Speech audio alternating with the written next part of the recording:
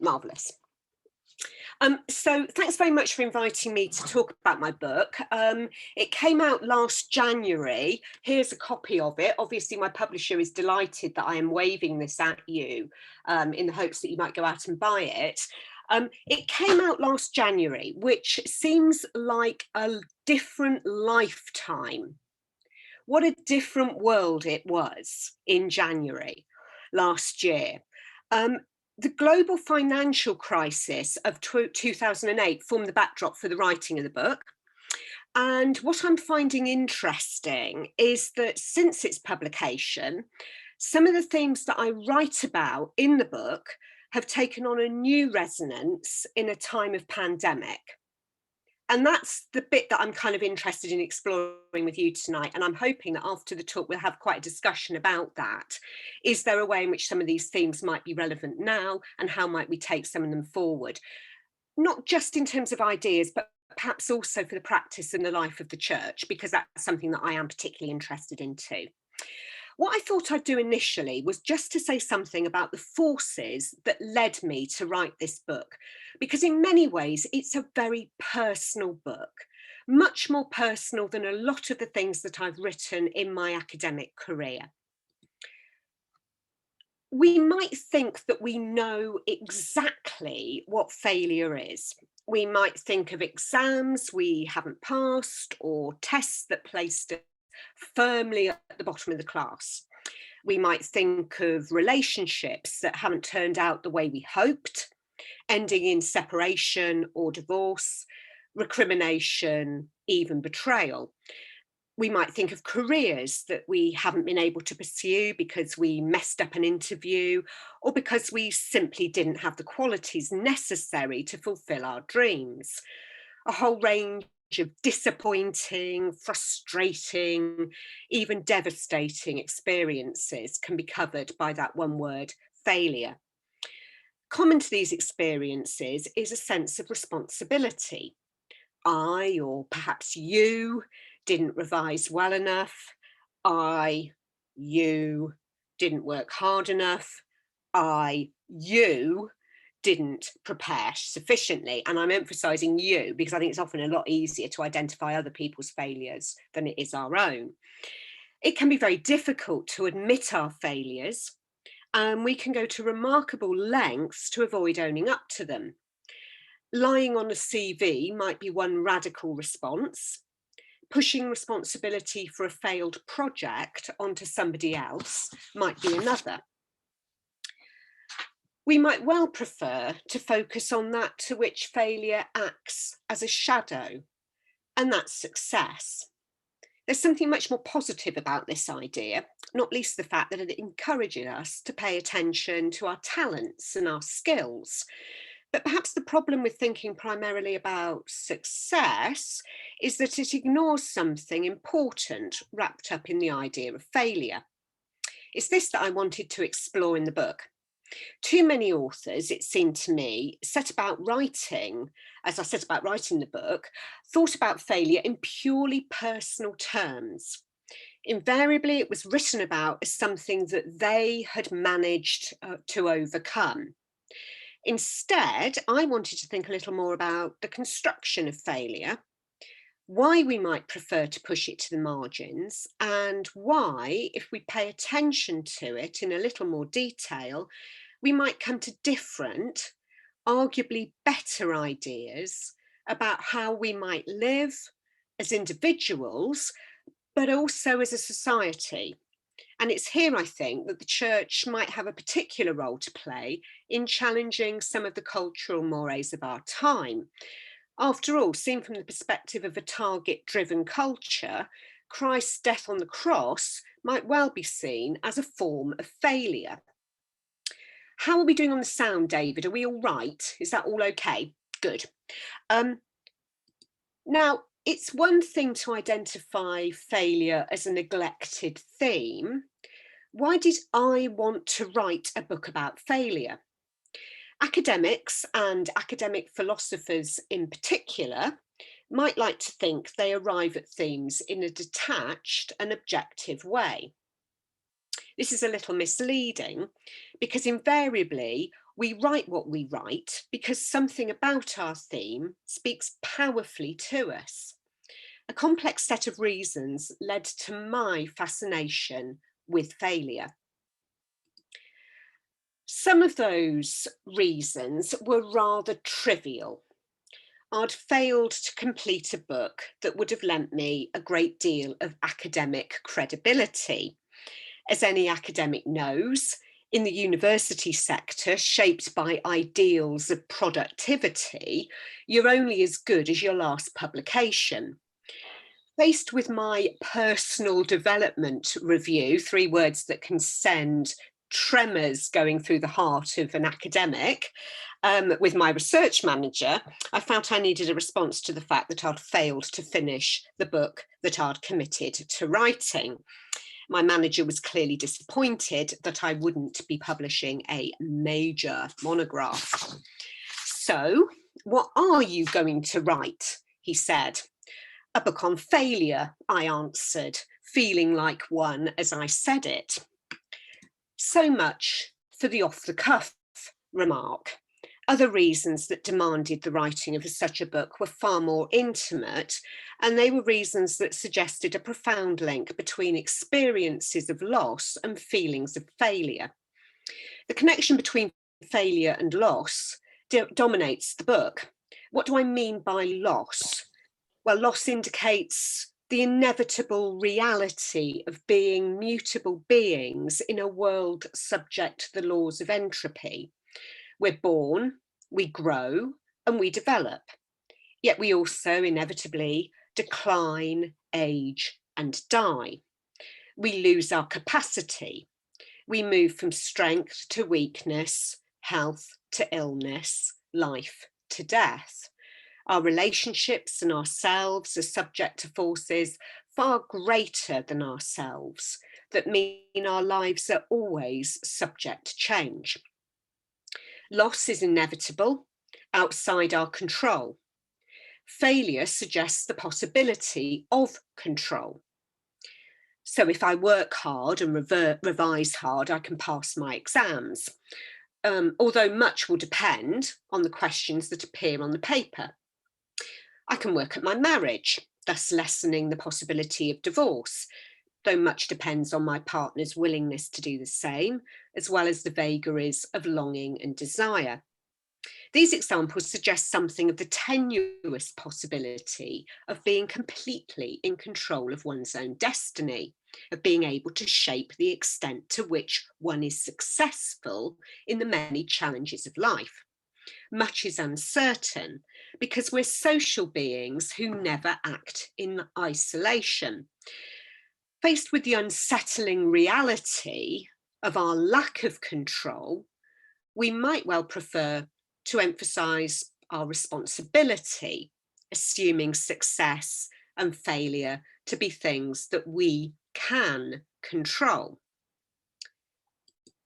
Now, if the experience of loss that pushed me towards the investigation of the connections between loss and failure were kind of connected to some of my intellectual engagement, it was actually a very personal experience that led me to feel that this was something I really wanted to explore in the book. In 1999, I miscarried what would have been our first child. This was a traumatic experience. I lost a lot of blood and was lucky to escape with my life. Courses of IVF and attempts at adoption followed. None were successful. Eventually, we had to accept that we wouldn't be parents. These painful, disappointing events led to an experience that is common when we run up against the reality of loss and the limits of our control. Loss morphed, for me, into a sense of failure. Now, of course, I wasn't responsible for these losses, but I felt I'd failed in my ability to give birth to a child. More than that, I felt I'd failed as a woman.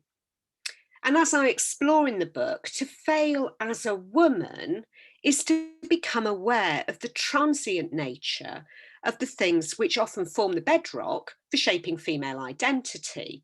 So motherhood, physical beauty, youth. The experiences of loss and failure aren't as discrete as we might wish them to be. And that was something I learned from that deeply upsetting set of experiences. This felt connection between loss and failure was really helpful, though, for the development of my own ideas. Now, not everyone will have experienced the loss of a child or the dream of parenthood, but turning loss into a form of failure is evidenced in the language that often surrounds other experiences that bring us face to face with the limits of human control. Think, for example, of the language of winning and losing, often applied to the experience of severe or chronic illness. You win or you lose the battle with cancer.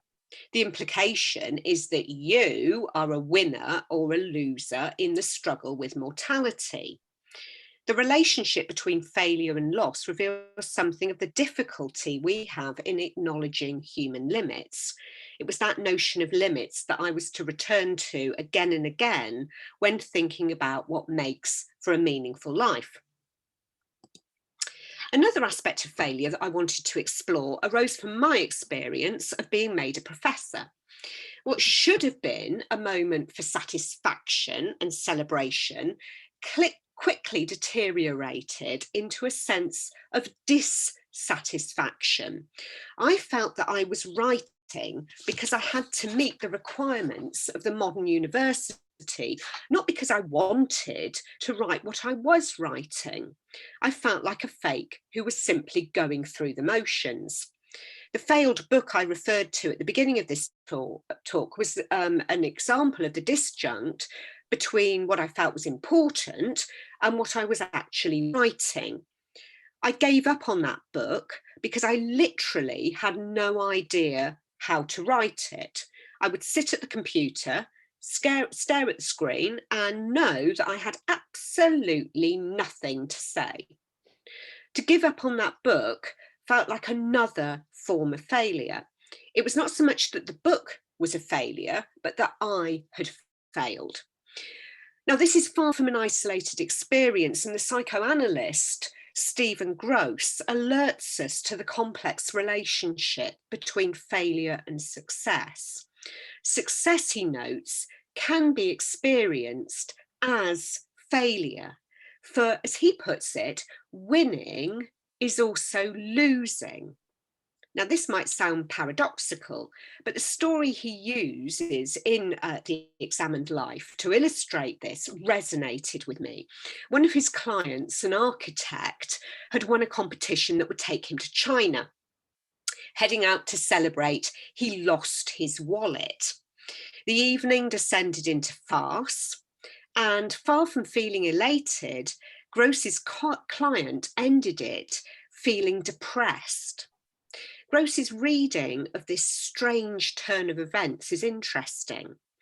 With success comes the prospect of a new life, but not necessarily a better life. In losing his wallet, his client was expressing his fear that amongst all the money he was now going to make as a result of this new venture, he might find that he'd lost himself.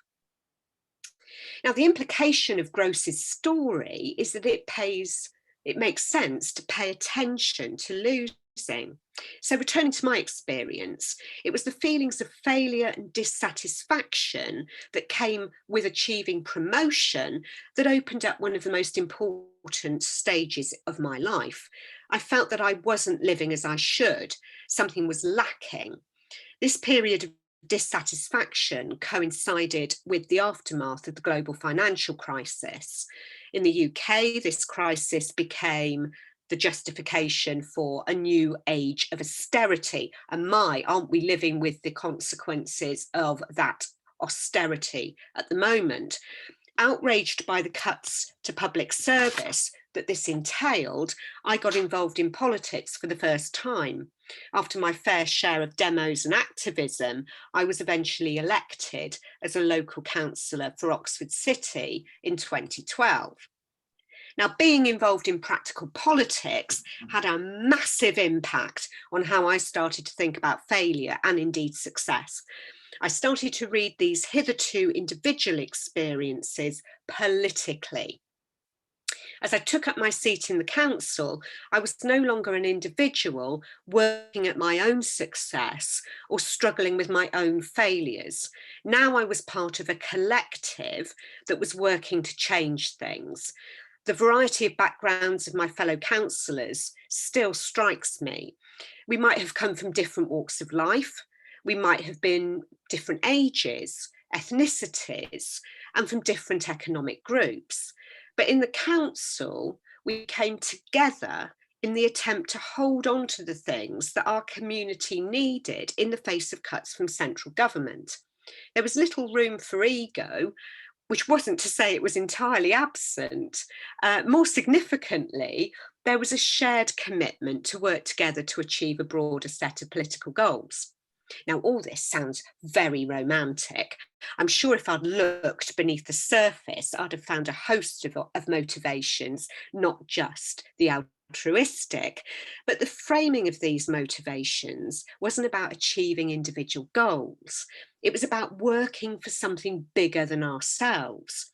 My attitude to my work as a lecturer and a researcher changed. My struggles with my sense of failure seemed rather petty and, frankly, self-indulgent. The ward I represented in Oxford was one that I'd lived in for 20 years, still do live in it, but I was quickly realising that alongside the wealth and privilege of this gentrified area, there was poverty and limited life chances. And that was the case even in as apparently rich a city as Oxford. These were the things that required my attention, not my own personal ambitions. Now, it was this political sense of collective engagement that led me to return to the church after a period of some considerable absence. I hungered after community, and one that recognised in our life together a quest for something that was more than the self, something that transcended human desires and preferences. How are we to live well? For me, that question couldn't be answered alone, and it needed a return to the community and shared practices of the church. Now, this is a highly personal set of reflections. I'm hoping that it gives you a sense of me and also of that theme of failure and how it might be connected to some of the really pressing questions we might have regarding how we might live well.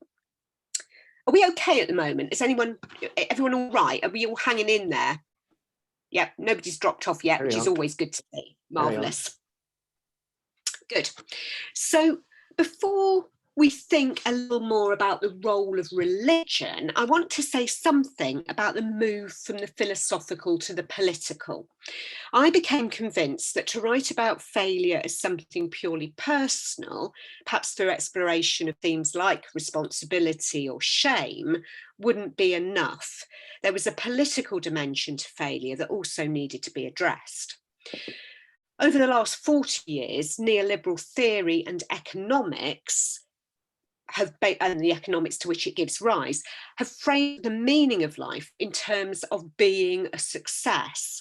This image of the well-lived life builds upon the account of human being formulated by the thinkers of the European Enlightenment of the long 18th century. Then the individual was conceived as rational, autonomous, free, and capable of choice.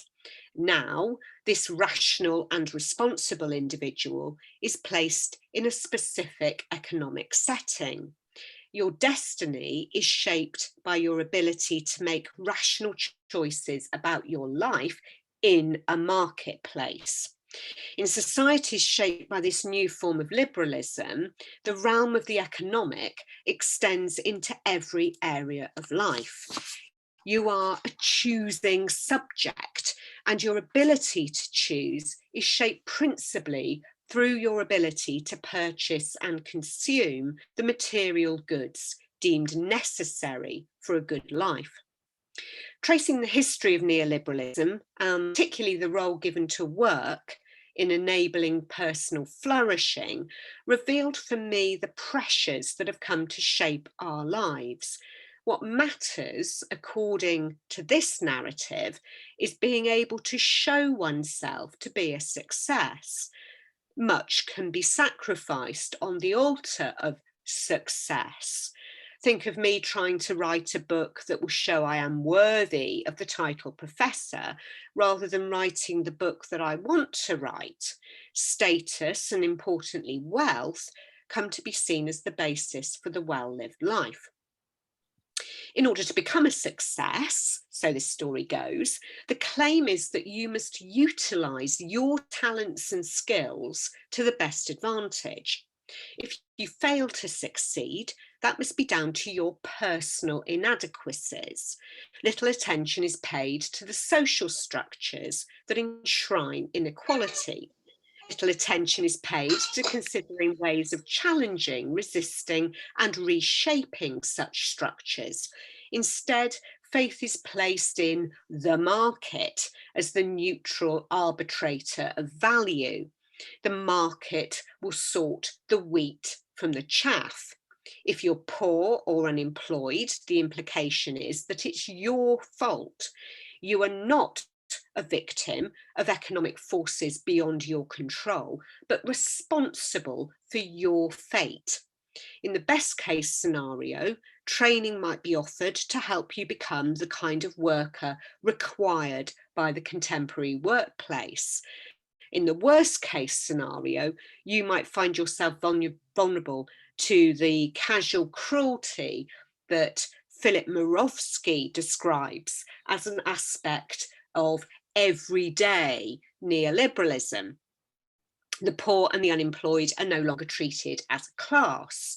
Instead, they're presented as feckless individuals, easy targets for the fury of hard-working others. They are the failures, and responsibility for that rests solely in their own hands. There is then a brutality attending to neoliberal judgments of what makes for the successful life. We may be experiencing an upheaval in that model. The rise of nationalism worldwide, the UK's, to my mind, perplexing and slightly mad decision to exit the EU suggests that reducing all to money and finance and economics may not be enough for people's sense of meaning and themselves. Couple those events with the effect of a global pandemic that has forced governments to adopt policies of governmental support for businesses and individuals, and it may well be that the limits of neoliberal economics are being made abundantly clear. I suspect, however, that it's going to be much harder to shift the understanding of human life that sits beneath neoliberal economics. At the heart of neoliberalism is the contention that everything can be financialised. The market extends itself to all domains and activities, even when money is not the issue. And this isn't just about institutions. This also affects how we think about ourselves. We're all framed, as the sociologist Wendy Brown puts it, exhaustively as market actors, always, only, and everywhere as homo economicus. Nothing lies outside the financial, and that includes ourselves. We are economic men and women. We are homo economicus. Now, we might well feel when we eventually emerge from this pandemic that we will want our governments to focus on getting our economies up and running. What I want us to do is to think a little bit more about the consequences of reducing all human life to the economic. If anything, the pandemic has revealed the paucity of this vision of being human. Far from being atomistic individuals obsessed with attaining our own individual successes, we are, I hope, realizing just how much we need each other. When we eventually emerge into the post-COVID world, we might well ask whether the current model for the flourishing life is good enough. Thinking again about how we might live is an extremely difficult thing to do. After all, the last 40 odd years have been dominated by that vision of human beings as isolated units, determined to achieve at the cost of everything else. If we're to break the hold of a narrative that describes some as successes and some as failures on the basis of how much they earn or what they possess, we're going to need a new vision of what it is to be human. The narratives of nationalism provide for some the answer.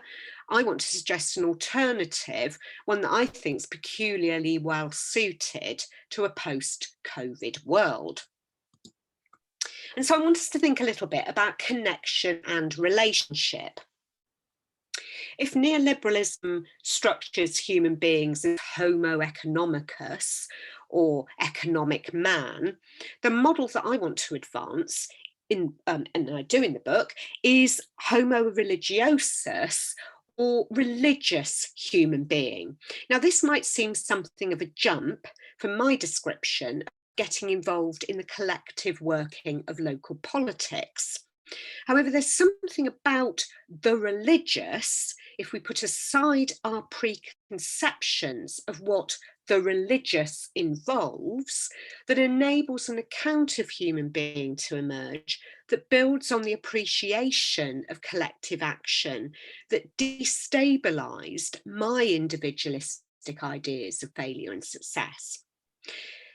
Nietzsche says there are times when we must do philosophy with a hammer. This rather violent image flies in the face of a more considered philosophical discourse. It's difficult, however, to find a better reason for offering homo religiosus as an alternative to homo economicus. The categories shaping economic man are extremely difficult to shake off. Debates on any aspect of life invariably end up with questions of economics. How much will it cost? How can you measure that? What financial benefit will accrue? In October, Chancellor Rishi Sunak warned of hard choices ahead in tackling the debt incurred by the pandemic. We might note that the criterion of viability meant that many hospitality businesses weren't able to gain governmental support. Similarly, government bailouts to struggling universities depended on their managers agreeing to focus on the subjects perceived to get students well-paid jobs. Clearly, the purpose of education cannot be understood to lie outside the economic, and anything if that's the case.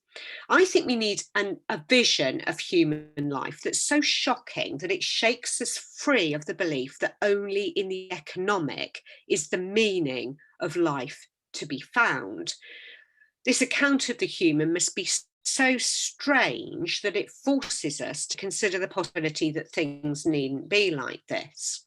It must disrupt our assumptions about life. It must shake us to the very foundations of our being. And we might hear echoes there of Paul Tillich, and I used quite a bit of Tillich in the book precisely because I think he gets at that idea of we need things that shake us in order to move to different understandings about things, better understandings often about things. How much more shocking could an image be to those of us living in a secular society than one which claims we as human beings are fundamentally religious? An etymological study of that phrase, homo religiosus, suggests why I think it might be a helpful idea, even to those who don't share the religious convictions of many of us who are here tonight. We're beings born of the earth, beings who are then described as religious. A much disputed but evocative definition connects the word religion, the Latin religare. This means literally to bind. What we have in religion, if we follow this through, is the attempt to bind ourselves or to connect ourselves, to bind ourselves again to the world and to others.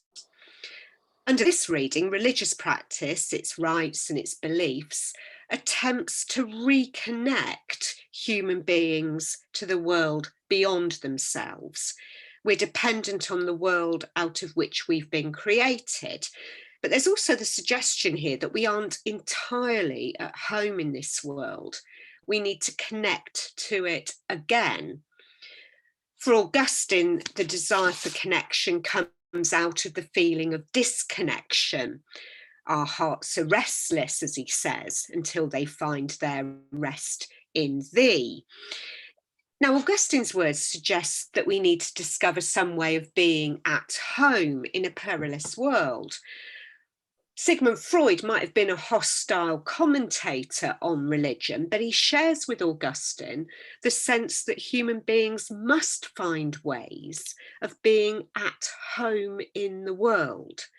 For Freud, ritualistic behaviours are part of the more general human attempt to make the world feel more homely. Unlike Augustine, Freud aligns religious behaviours with superstition. Rituals like prayer can be reduced to the same status as touching wood or crossing your fingers. Prayer, like superstitious actions, is an illusory attempt at making the world feel safe.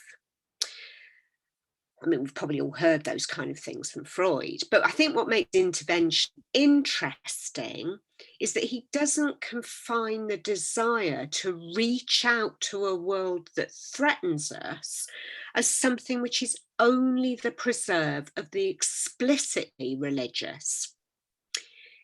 Here's an anecdote from his Psychopathology of Everyday Life.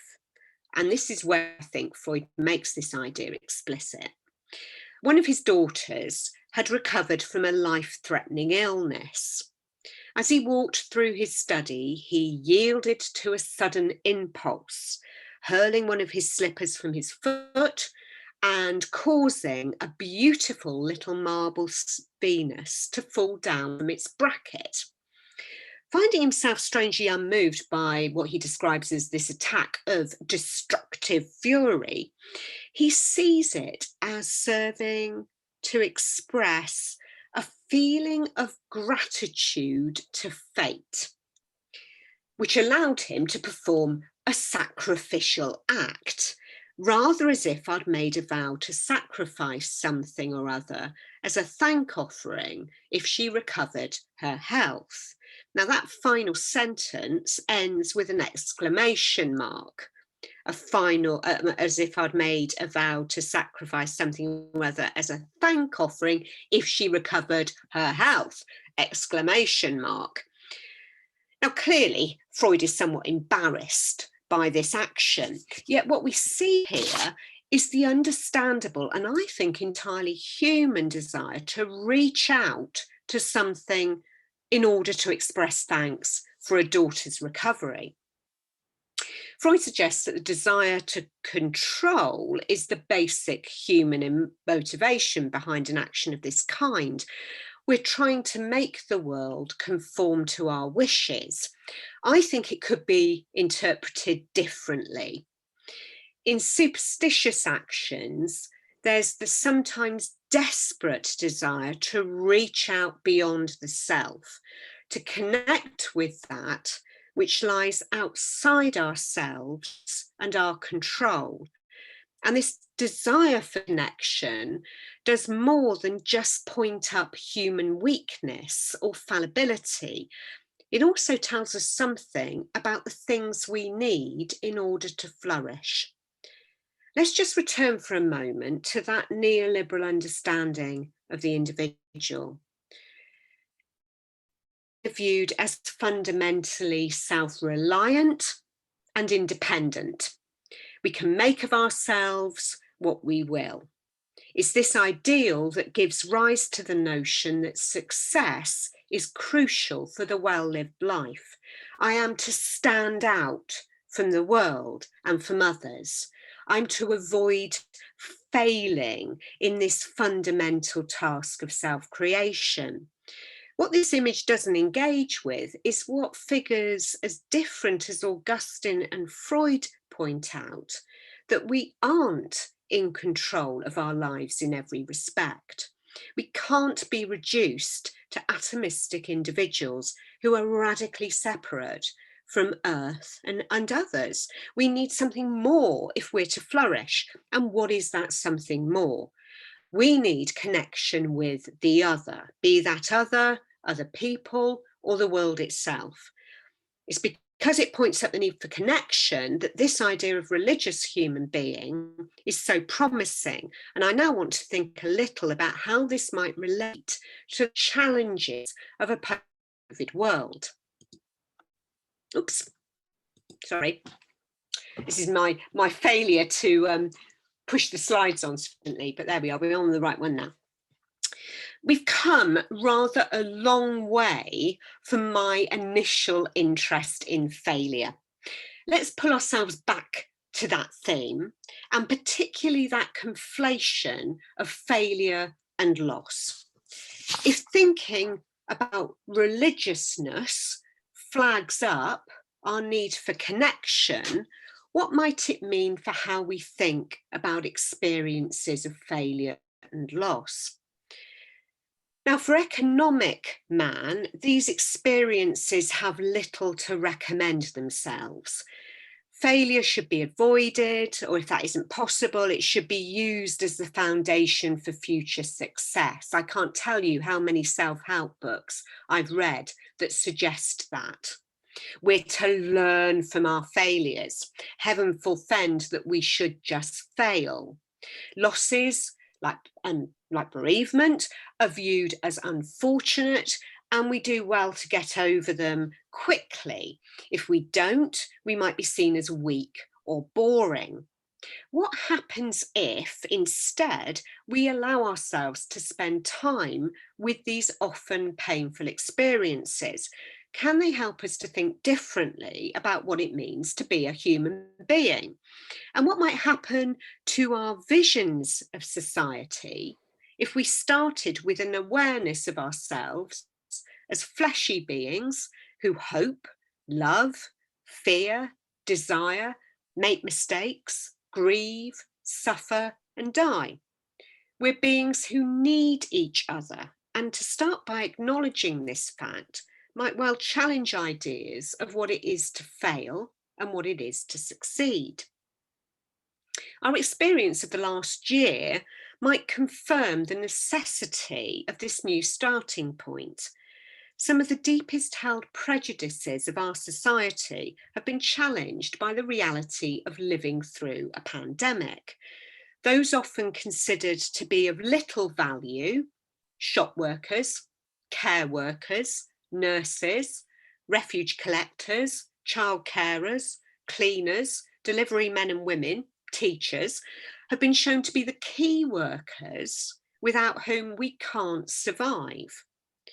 The virus is challenging not only our personal lives, but also the political world. On the one hand, not being able to hug or touch or be close with another person has made us realise how much we need physical contact. On the other, it's revealed just how much our individual health is dependent on the health of others. We're being taught an important lesson if we care to note it. We need each other if we're to live well, and that knowledge should shape our politics, and our social policies, as well as our own lives. It's not just our relationships with each other that need to be put right. COVID has forced us to realise that we must connect again and correct again our relationship with the other animals and plants with which we share this planet. We were shown the reality of the effect of our actions on the natural world in the early days of the first lockdown. As we stayed at home, the air became clearer, nature more noticeable, birdsong louder. We know that our actions are killing the planet. We need a different way of engaging with the world around us. So acknowledging our need for connection isn't just about our relationships with others. We need to connect with the universe, with nature, with what we might call God. We need to de-center the self, placing our lives and our concerns in the wider framework of the world around us. Now, it's at this point that a different way of thinking about loss and failure emerge. Far from being aberrations that must be overcome, they emerge as experiences that have the power to make us think again about life. They unsettle us. They disrupt the ordinary flow of things. And heck, aren't we finding that at the moment? Tillich puts this powerfully in his Shaking of the Foundations.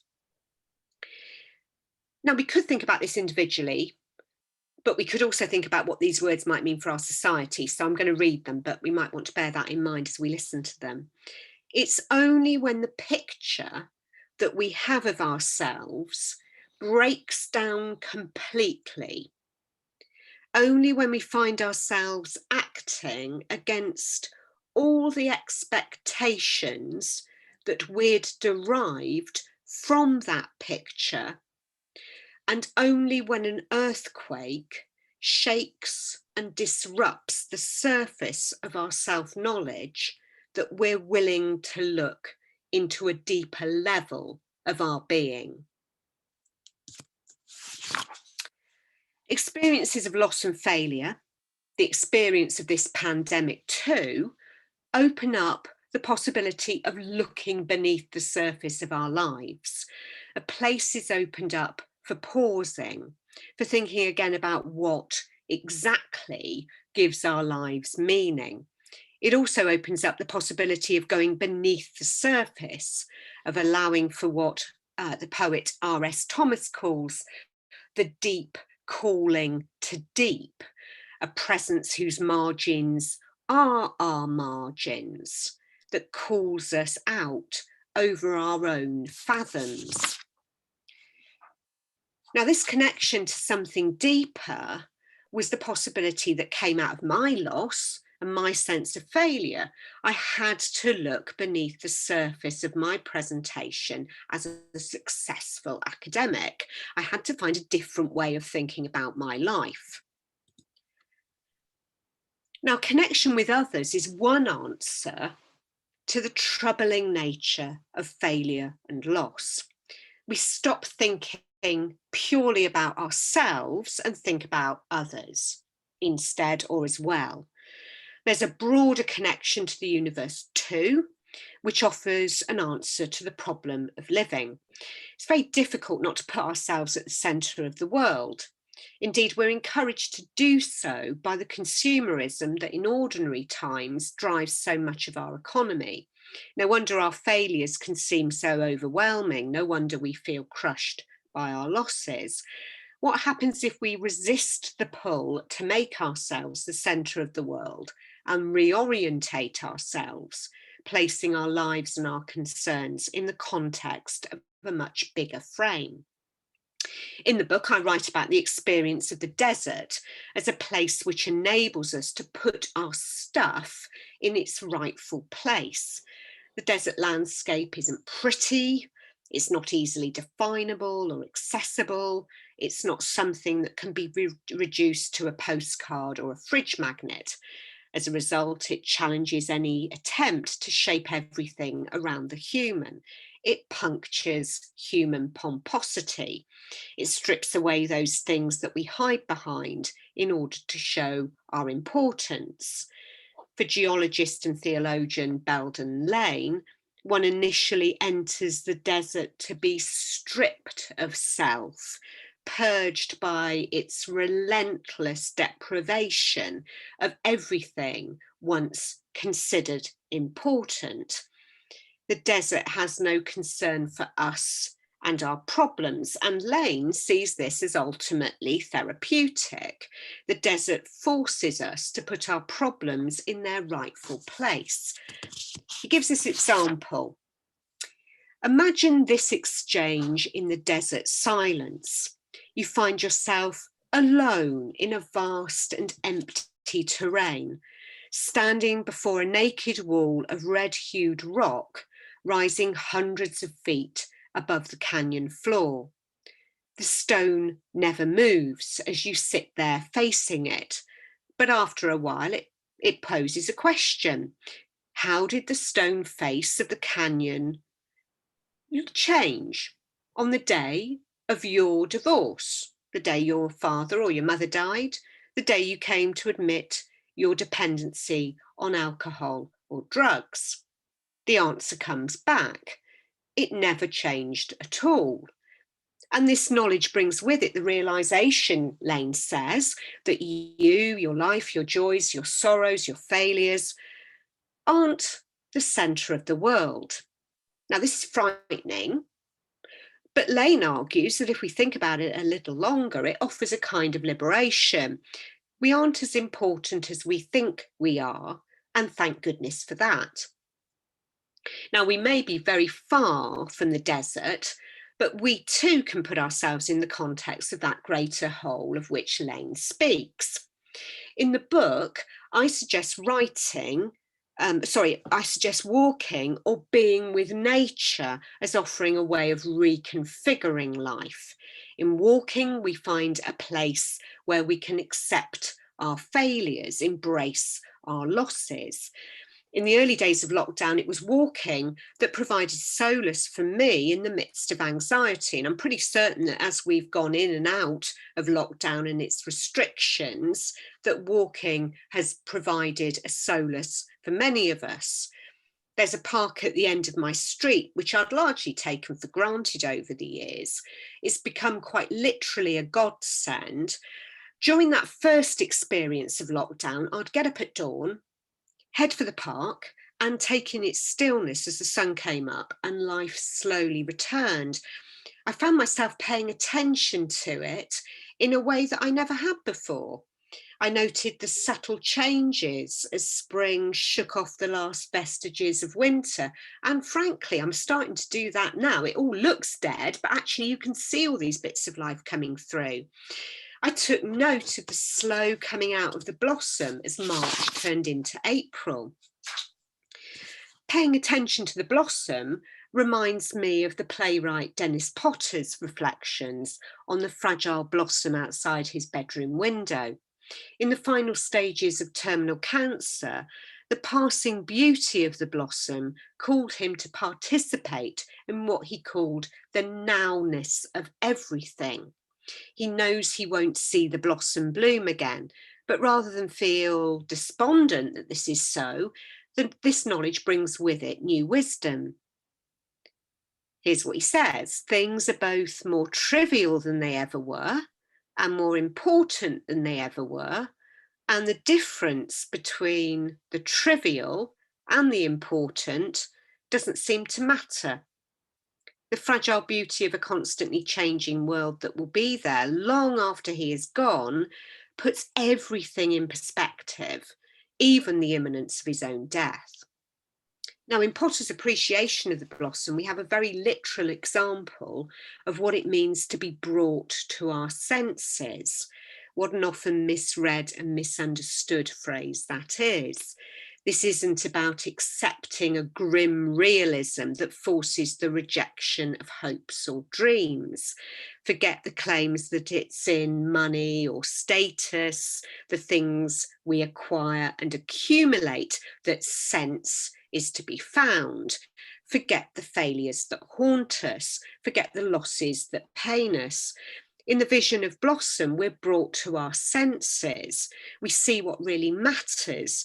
And it's the blossom's beauty, its gentle scent, the touch of its soft and fragile blooms, the sound of wind in the boughs from which it springs, the taste of the fruit which grows out of it. Here is life in all its fullness, offering us an intimation of our connection to a world that is so much more than we are. The senses tell us all this if we would only pay attention to them. Now, we might well feel cheated by this talk. We might feel we haven't spent nearly as much time as we thought we would on the themes of failure and loss, but perhaps that's the point. When we place our lives in the context of that universe that lies outside of ourselves, when we're jolted out of our status quo by those painful experiences of failure and loss, well, something strange happens, it seems to me. We have an opportunity to look at our world differently. We can see ourselves not as somehow apart from the world and each other, but as part of all that is. The only real failure is the failure to respond to each other and to the planet with respect and with care. As we imagine a world after COVID, we could do no better than to start from the losses and the failures that make us human, and whose revelations of fallibility bind us to each other and to the world. It's here that the language and the reflective power and spaces that religious practice affords us can, I think, take on new meaning for the world outside the church. And perhaps that's the challenge for the church as we head into the uncertainties and possibilities of the post-COVID world. Can we open up our language about God and community to include so many who are and who will be struggling to make sense of the terrible things that they will have experienced? Can we make religious reflection relevant? And can we influence the changed world and society that will inevitably emerge out of this global crisis? Thank you very much for your patience. Sorry, that did go on rather a long time. I apologise. Thank you. Thank you. I'm going to work out if I can actually come out now. There we go. Brilliant. I can see all your faces. Excellent. That makes me very happy. Well, first of all, could I thank you very, very warmly, Beverley, for that wonderful talk, and my head's sort of teeming with things to ask and discuss. So I think I speak on behalf of everybody when I think the sales of your book would probably go up quite rapidly, I would think, in the light of all that. So thank you very much indeed. Could I open up the floor for discussion? I'll try and Lee also is keeping an eye open to try and see you if you put your hand up, or you could actually write on the chat note if that would help too. So do remember to unmute yourself when you speak. So questions, please. Anthea, I can see your hand up. You're muted. You're muted. Can you unmute?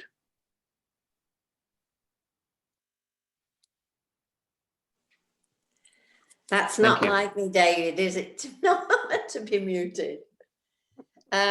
Oh, thank you so much, Beverley. That was absolutely wonderful. And I could relate to really quite a lot of things, having had a fair amount of failure in my life. But oh, yeah. yes, but I got to the point, I am a psychologist, but that's not the reason. But I got to the point where I actually, almost welcomed failure, because I found that I looked at myself and it changed me. And it meant that quite often something absolutely wonderful happened later, and that wouldn't have happened had I not had that failure. And I think we have to bring, because I've mostly worked with teenagers, I think we have to help them to understand that after failure, there can be a whole new world out there. So yeah, thank you so much for just making it into a reality. Well, thank you very much. That's good to hear, because sometimes you wonder if you're saying something that nobody quite gets, if that makes sense. Oh. The thing that, I think working in education, one of the things that I find increasingly troubling is that there seems to be little space for failure. That students have a very clear view of what will make them a successful student, and it is always really about getting those higher grades. And now perhaps it's ever been thus at some level, but it does seem that it's much more dependent now on that idea that if you pass things and you get these things, the world will be open to you. And I don't myself remember that being such a pressure when I was going through school. Perhaps I just had parents who were a bit more easygoing with things, but they weren't, they basically, well, see what happens was their attitude. And there's very little of see what happens. And I find that sad. So I think you're right when you kind of suggest that you might be able to open these things up, and there is life that might come out of these things. They're not just unfortunate, it could actually lead to different things. Yeah, can. Okay. David Simmons. So I can't see you on my... Yeah. Thank you, Beverley. That was really, really interesting. I particularly echoed with your getting to know the local woodland story, which I have done too. Almost every tree in the woods just near my home. At least during the summer, it's been a bit harder recently. But the question I want to ask you is that I came across recently the work of, I think it's Kate Rayworth, who's the economist who talks about this donut model of economics, so that going away from gross national product as the measure of success, and thinking more about the people who are squeezed, the people who are economically unsuccessful, if you like, are being squeezed by the success of the economically successful. And also at the other side of the donut is the environment and the way that economic success is impacting the environment. And I just wondered if you'd come across that, and if you thought that sort of echoed with some of your ideas. I think there's potentially a religious element to some of the things that she said, but I've only heard a podcast, so I'm not an expert on what she says, but I just thought that was similar in approach. I mean, I think that's one of the things that I find increasingly is that I think there is this desire to challenge some of these ideas, and every so often I feel hopeful. And I feel kind of hopeful because of, as you're saying, you're talking about somebody I haven't heard of, and I will go off and read about her and see what she's doing. But it seems to me that an awful lot of people are starting to say, hold on a minute, we've got to think differently about this. One of the things that concerns me at the moment, and again, I think I'm amongst friends, so I think I'm going to say this. I'll probably feel free to shout at me if you disagree. But it just seems to me that one of the problems we have at the moment, at least as a UK, I'm not so sure about the Scottish scene because I think it's a bit different, but is that we don't necessarily have a hugely creative and imaginative government. And that worries me. Sorry, there's some giggles.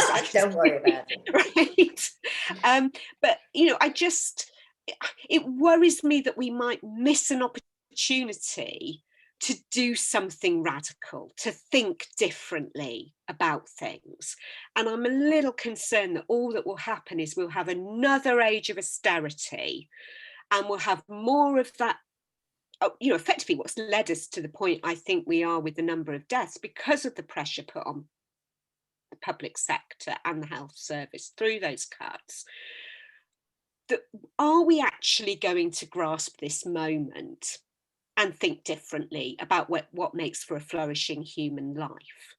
And also not even just a human life, a flourishing life, because I think we've got to start seeing ourselves as being much more connected to the world around us. And again, I go through periods where I'm terribly hopeful, and then that kind of, somebody says something, usually Rishi Sunak, it has to be said, or Boris Johnson, and then I kind of end up feeling completely dismayed again.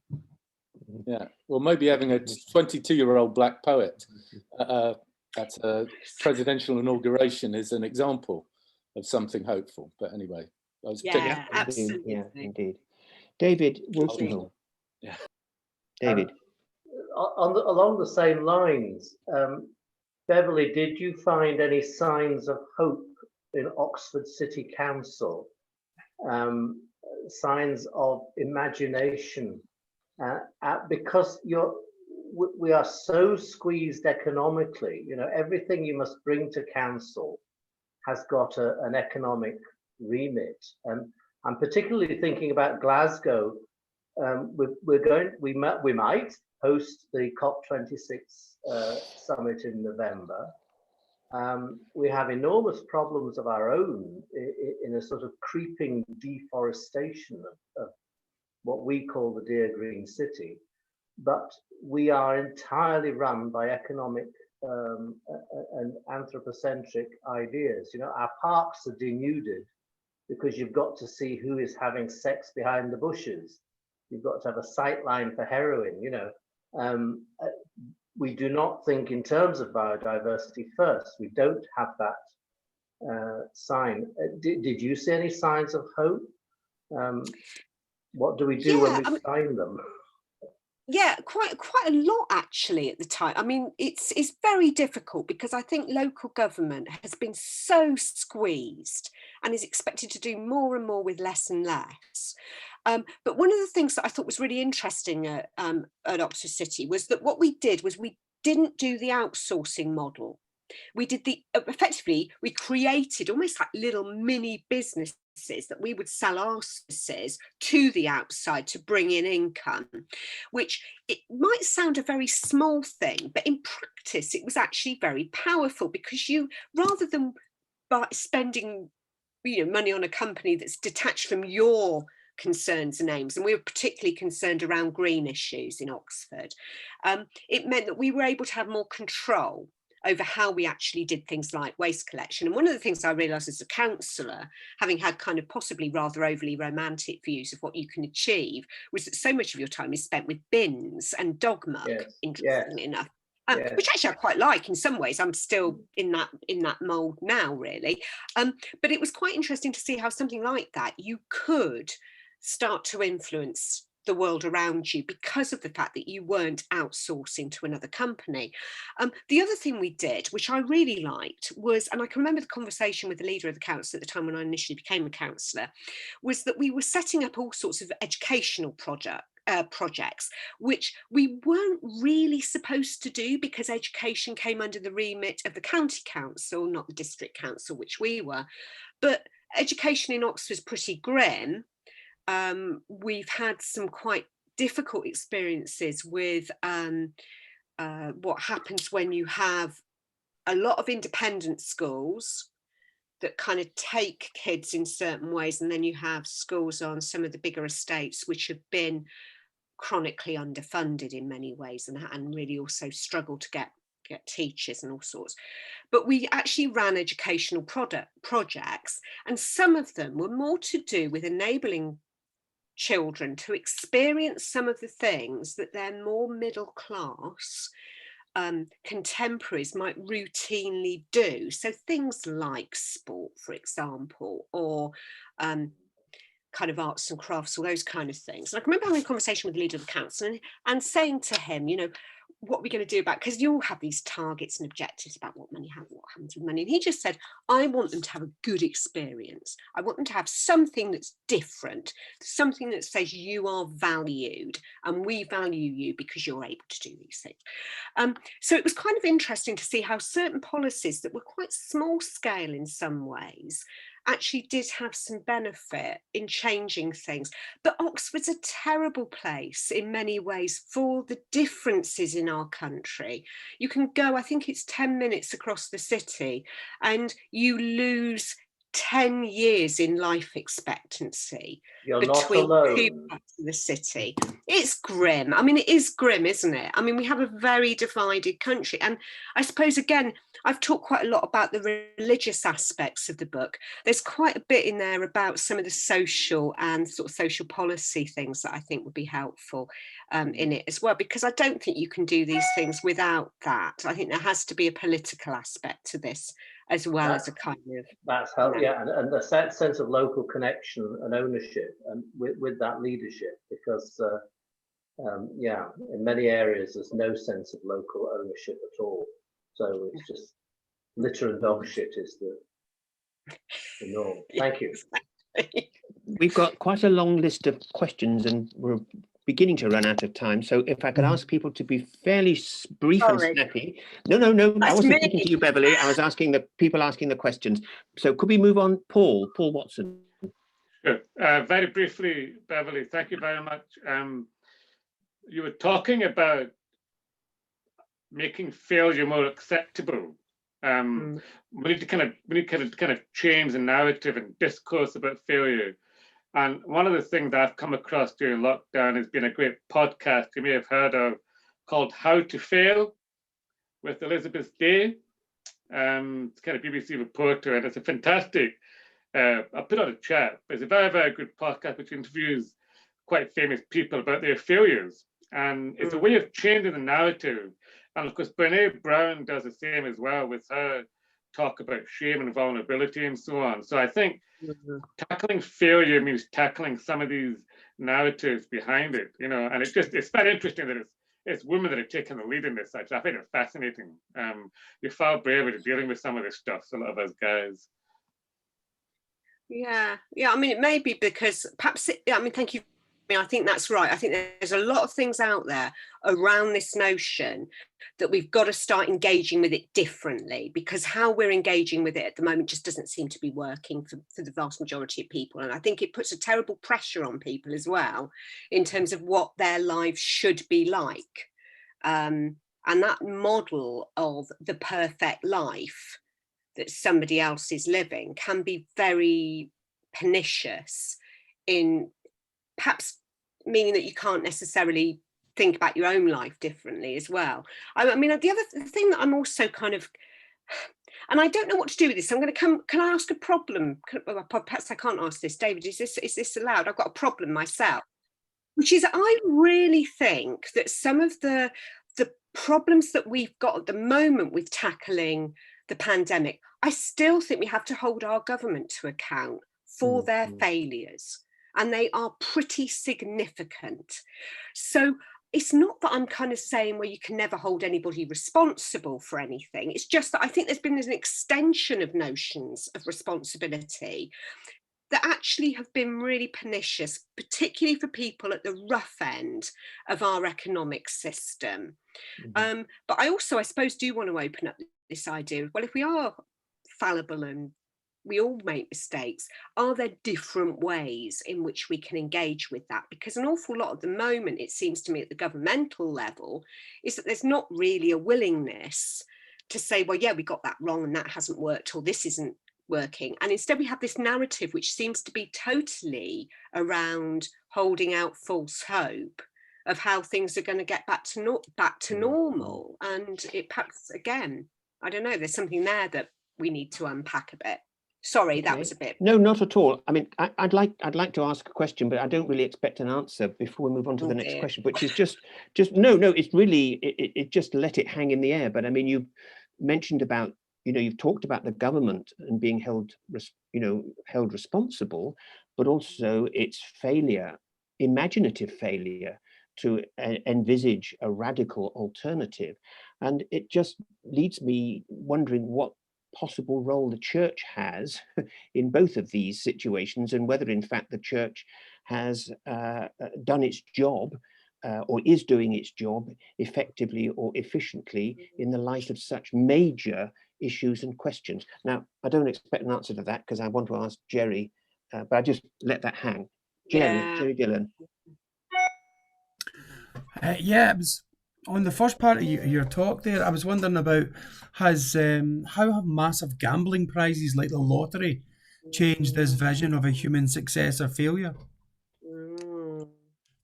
Look, you're talking to a Methodist, and obviously we have deep-rooted concerns about gambling. Actually, I kind of am pretty happy about, if I'm honest. I really do struggle with that whole notion, and particularly the opening up of that, which look, you know, I've said I was a Labour Party councillor, but I think some of the things that happened under the Labour government, which kind of liberalised gambling, I think were absolutely detrimental. And I think they're detrimental in many ways, not just about the addictive nature, but I think possibly something that I'm hoping that you might be putting your finger on there, which is that idea that somehow it's this, that's the goal of life, is to get somehow those kind of financial fallouts. And I can get why people get trapped in it, but it strikes me that there are narratives around it that are really very troubling, and also practices around it. Again, going back to my experience in Oxford City, we'd spent a lot of time tackling the kind of, or trying to tackle, the gambling shops that spring up on some of the estates that have the most problems in our area. And, you know, I think there is something there that it kind of almost brings together some of these narratives and also the practices that's come out of that. I'm not sure that I'm answering that very well. I do apologise, but I kind of think I'm getting at what you're saying. Thank you. Fiona Crawford. Thanks very much, Beverley. What you've said and others just really resonate very powerfully with me. But I suppose my question to you is, can we reimagine a future where we consume less and are less mobile?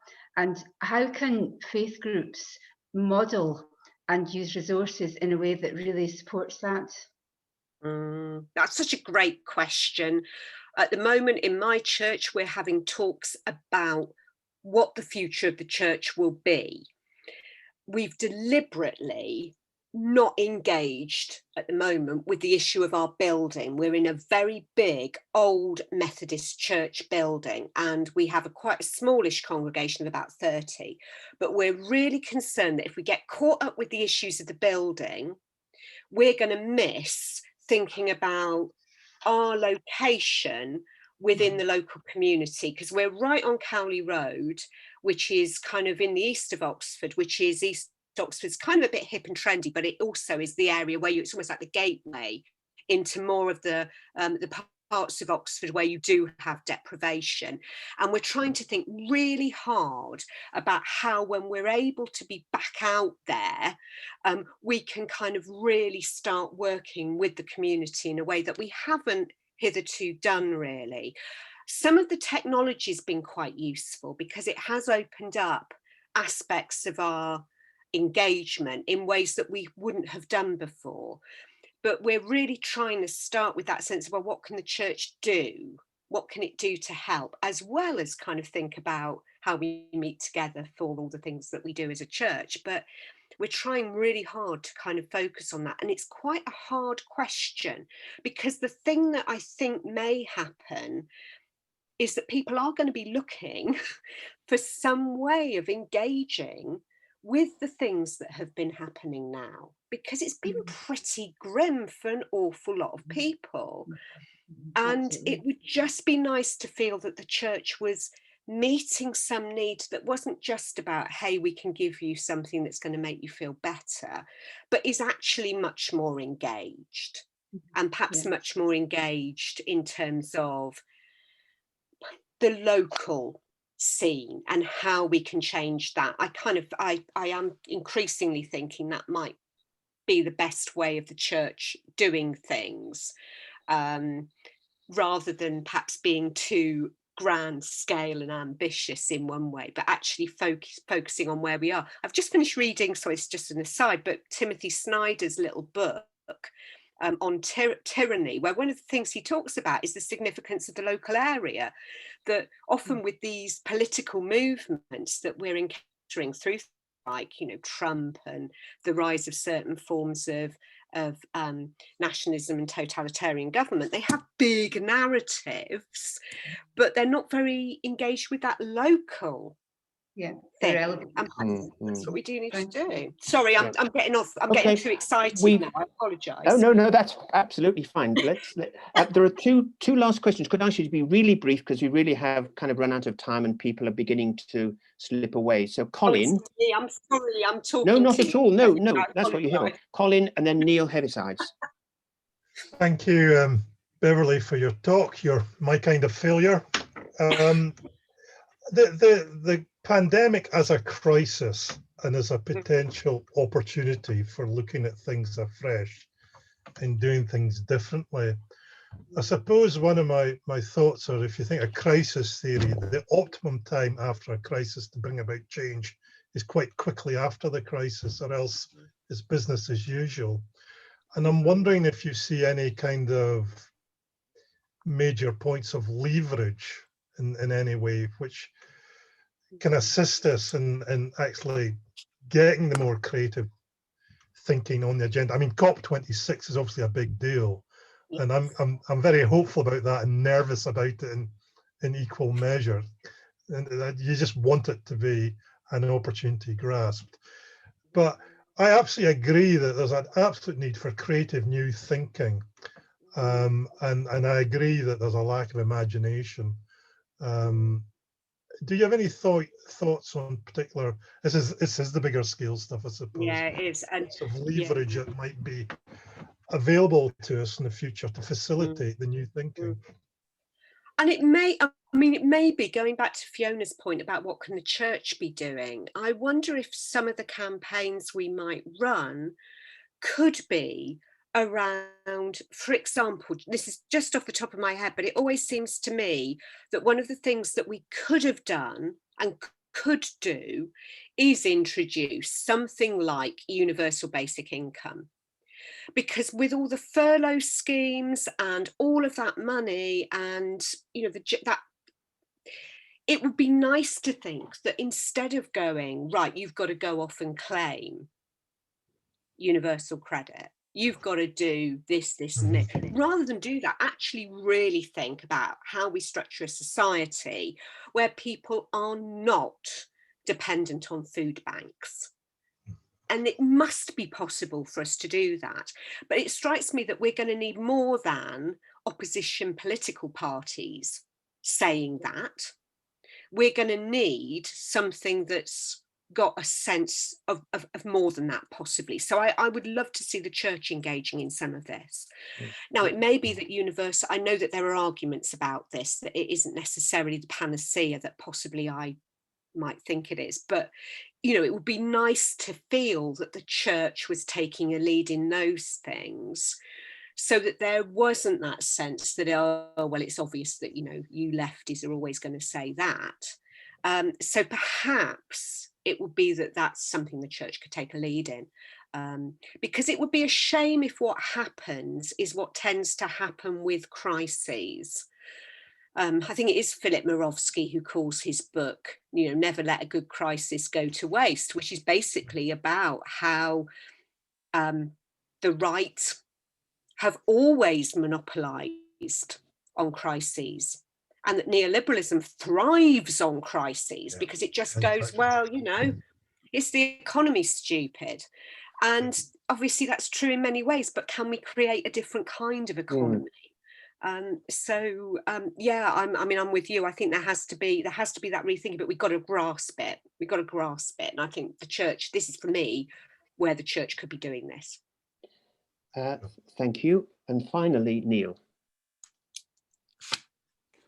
Can I just apologise, but my name doesn't come up on the system. I don't quite know why that is. N. You come up as N, but anyway. Beverley, thank you so much. Yeah, I know, I'm sorry. Right. Beverley, thank you for so much to encourage us and to ponder on. I found myself just asking the question about religion and its root. I've never been very fond of the Latin religare, because to me that's about binding, forcing people a set of rules, whereas the other route which is possible is religere, which I think is to read over again, to look more attentively. And I think obviously that's at the heart of our life of prayer, is attention. And what you were saying about attending to the local, I think is absolutely vital. So thank you very much. I haven't really got a question. Thank you. That's great, Neil, though. Thank you for that. I wonder why you didn't use the other route as well as religare. Well, I mean, actually, now you say it, I'm wondering that. So thank you very much. Because I think that idea of attention, it seems to me, is well, in a sense, that attention to the local, attention to what is happening in the land around us as well. All of those, and to each other, actually. I think that is vital. So thank you. Yeah. No, thank you. Thank you. Beverley, could I thank you on behalf of everybody here and the one or two who've left most warmly for what's been a really tremendous evening. I think it's really kind of got all sorts of things going in people's minds, and I hope that it's also been a little, what shall we say, kick in the backside for the church to get on and do something as well. I hope, and I phrase it somewhat indelicately, but deliberately. Just before we leave this evening, I'm glad to say that we will actually be seeing Beverley here again in Scotland in a very short time at a conference. I don't know, Emily or Alison, would you just like to say something very briefly about the conference that will also include Professor Clack as well? Alison? Yes, thank you very much for this opportunity. We are rearranging the conference we were having last year, but was stopped from having by COVID online. And during the week, the 12th to the 16th of April, you will be able to hear Beverley again in conversation with Harriet Harris, and through that week, a number of other people speaking on the topic of gender and liturgy.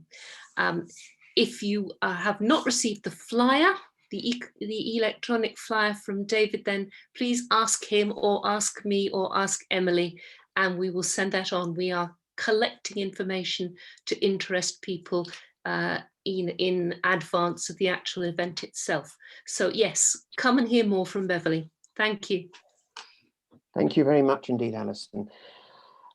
Before we finish this evening, I would just like to remind you that our next meeting is on the 25th of February, the last Thursday of the month, as always. And the speaker will also be from Oxford, Dr. John O'Connor, who is the Regent or Head of House of Blackfriars Hall in the University of Oxford, but he's also an honorary lecturer in theology and religious studies here in Glasgow. And John will be talking in the field of natural law ethics. What is natural law ethics? And the whole question of the fundamental root of morality and where we base it.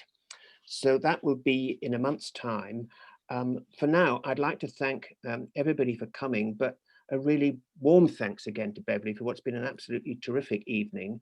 And we are so grateful that you have been able to speak to us, and we look forward in, I hope, the near future to being able to meet you in person here in Glasgow. Lovely. Thank you all very much. Thank you so much, everybody. Thank you. Thank you. Bye. Thank you. Bye. Thank you so much. Thank you. Thank you. Thank you.